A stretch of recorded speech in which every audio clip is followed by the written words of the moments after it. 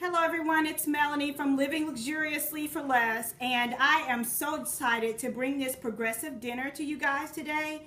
And today I have a special treat for you. I'm actually going to be filming at my best friend Sabrina's home, and she's an interior decorator. So I just wanted to give you guys an overview of her dining room space before we got started on the progressive dinner pieces. So this, guys, you know I love color, so I absolutely love every single thing about this dining area. I love the little settee.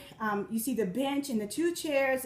It's just so modern, so lovely, so colorful yet elegant, and I just can't wait to set up the pieces for the dinner. So I'll be right back in just a moment with the next step of the progressive dinner. Hello everyone, we're ready for the appetizer portion of the progressive dinner. Now the first thing we're going to start with on this afternoon is some lime sherbet. Now the reason I like to start with lime sherbet is because when the guests attend progressive dinners, there are so many different flavors of drinks and foods that it's important to cleanse your palate so that you can enjoy the next portion of the meal. So lime sherbet is good. Water will also, do the trick. And, I think it's just a really pretty colorful, inexpensive dish to add as well. Kind of delightful for the guests to enjoy prior to eating. Now the first dish that we have here are the chicken bites. And these bites can be purchased at Walmart or Target or wherever you shop, your local grocery store.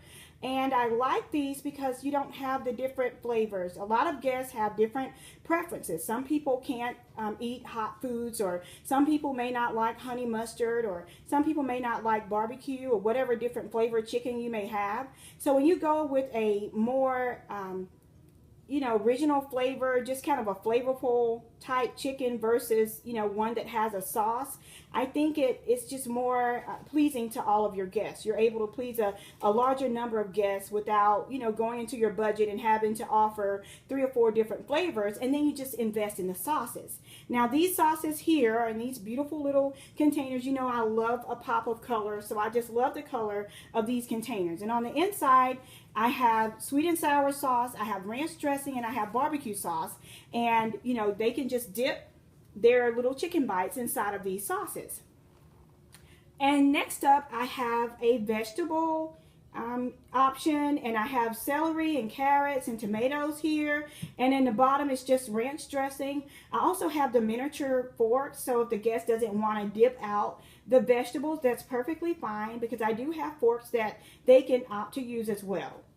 And I used the little miniature glasses that I collected, if you guys remember, from my Tuesday morning shopping haul and in my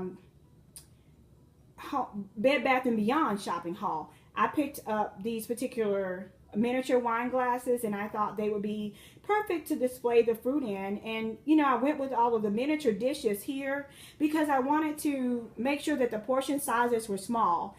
I think it's important to keep each portion size really small when you're doing progressive dinner, so that the guests will be able to enjoy the food at every guest's house, and they don't feel too overfilled or too overstuffed, and then just have a lot of variety. Like here I have the chicken, I have the vegetables, I have fruit and cheese and crackers and a dip, and I think it's just a great variety for the guests to enjoy. It's not too much food, but it's not too little food. It's just enough to enjoy, and that's the whole purpose of a progressive dinner. You just want to serve enough to enjoy, because the host that is doing the final course meal or the full course meal, you want to make sure that they have enough to enjoy that particular dinner, because it's, they spend so much time putting that together. Now next you see here is what I call my airline favorite, and this is often what I order on the plane when I'm traveling, and it just consists of cheese and crackers, grapes, and other fruit, and almonds. So I just kind of recreated that because it's such a delightful and light snack. It doesn't overfill you, but yet it just gives you kind of a light feel. It doesn't, it's just a great snack to have, and it energizes you. You don't feel weighty or heavy after eating this, and I just think it's a great option to have, because when you're doing progressive dinners, there are people who are very health conscious, and you want to make sure that you have options available for them so that they're not eating outside of their diet. The final thing that I have here is a corn dip. And this is my own special recipe. It's something that my family absolutely loves for me to do. And I'm going to put the recipe below in the comments below. But it basically consists of cream cheese, cilantro, tomatoes, red onions, white onions, green onions, and jalapeno peppers, and Mexican corn and regular corn. And it's really simple to make. You can serve it hot or cold. In this case, I'm serving it cold because I want it to be a dip. And I just included a Dorito chip inside so that the guests can dip it out. And in a real life situation, I would actually have a bowl of chips to the side so that the guests can replenish their chips as needed. Now, as you can see here, there's like a bowl. And I did not like the height of just sitting the bowl on the table.